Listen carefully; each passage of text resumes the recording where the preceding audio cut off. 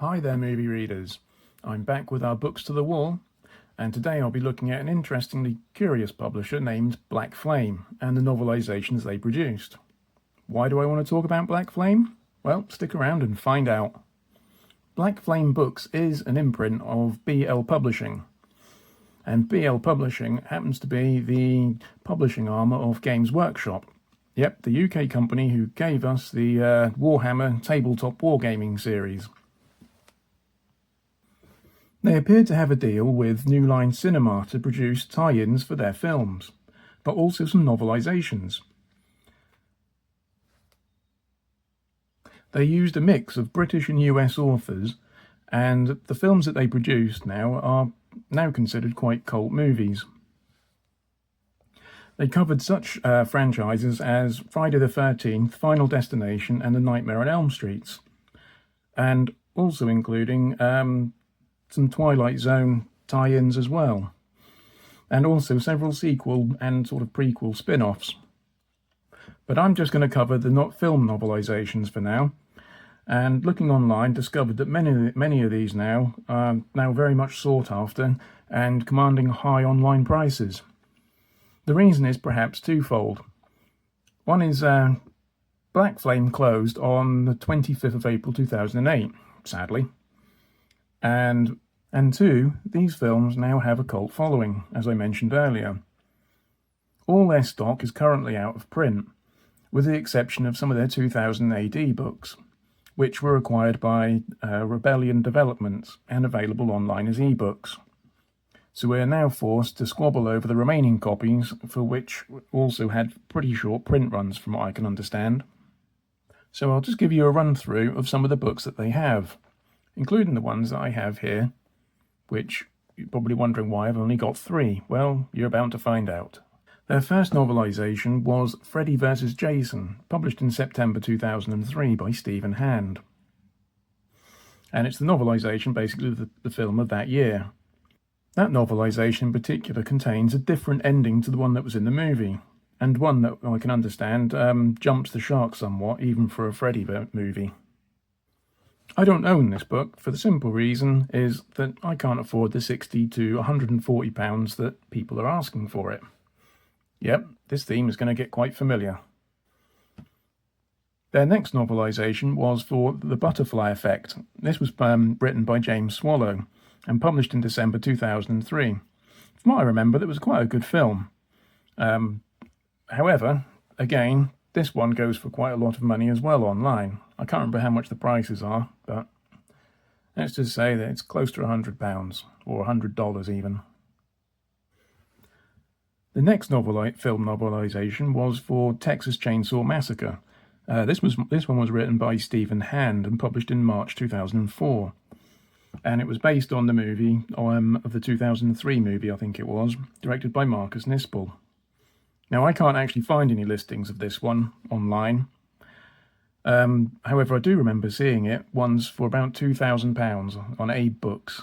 Yep, £2,000. The frightening thing is it's no longer there, which makes me wonder if someone actually took the plunge and spent £2,000 on it. I do believe this novelisation featured some bonus material, including a contradictory origin story of Leatherface, which I do believe was altered later on in some of the latter movies. Just be aware, there are some German editions available online, so make sure you read the descriptions carefully before you buy. Unless, of course, you can read German. Then your quid's in. Next up is Cellular. Yep, they're one of the ones that I own. This one was written by cyberpunk author Pat Cadigan. And you may notice that these are actually quite thick. Now, I do believe, I know that most of them do, yep, most of these novelisations all run into 400 pages.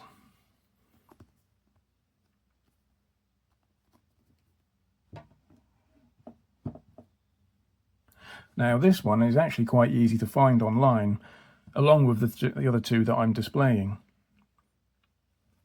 And they're probably still reasonably priced now. I don't know, I haven't checked, but I do believe they're still quite easy to find. Next up is Blade Trinity. Now this one was written by British author Natasha Rhodes and published in October 2004. And again, this is another easy one to find online. Ooh, autofocus. And, oh, there we go. That's a bit better. Nice cover, and again, quite thick, so I do believe this one's another one which is about 400 odd pages. Yep, another 400 page. The reason is because they're actually quite good at including a lot of characterizations, which I'll get to again in a moment. The next movie novelisation they produced was Jason 10 and this again was written by Pat Cadigan. This is the one that was set in space, I believe. I haven't watched it, but it was published in January 2005 for, I think it was a 2001 film. Correct me if I'm wrong in the comments. And the current prices I've seen for this one range anywhere between £100 to £500. And again, I do recall seeing this one going for something like £1,000 or £2,000 on Abe Books.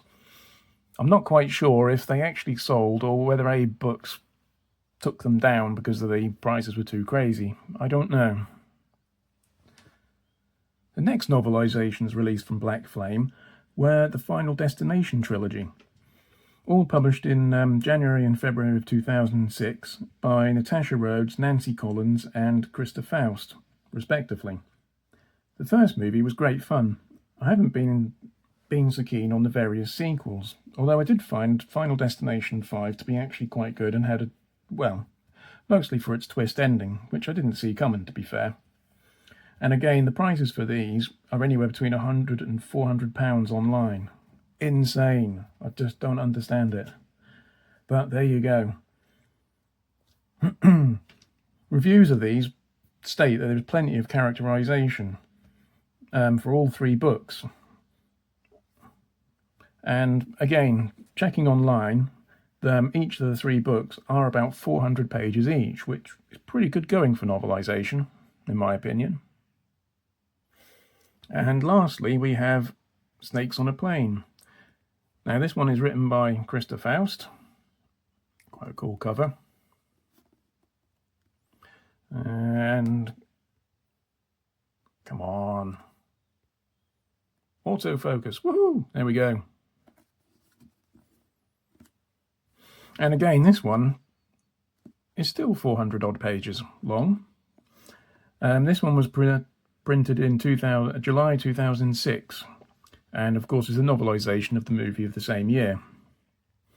As you can see, as I said, it's pretty thick, and I have read probably the first couple of chapters out of curiosity, and each character in this receives some sort of backstory from what I can tell, which is pretty cool. Especially if you're a fan of the movie. If you're a fan of the movie, then definitely pick this up. I'm not a huge fan, but I did enjoy it for what it was and watched it in the cinema at the time. It was quite good fun. But, as I said, I did read the first couple of chapters, and it does appear to be quite well written. And that concludes my Black Flame novelisation list.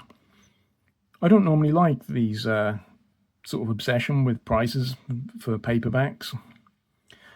And after all, they are only paperbacks, and they're probably certainly not worth the money that people pay for them. Or are they? I don't know. Let me know in the comments below. This is, after all, a free market. But my question is how long will they last? And how long will they hold their price for? But how long would it be before these books deteriorate? We all know that paperbacks aren't designed to last very long. But who knows? They might surprise us. The other question is will a future publisher pick them up for another print run, such as Encyclopocalypse, for example, who have recently been picking up out-of-print novelisations and giving them a print run, such as Hardcore, Fright Night and The Reanimator. Also, lastly, let me know if you own any of these, and did you enjoy reading them, or even aware of how much they can sell for. So many questions. Answers in the comments. Thank you for watching. Goodbye.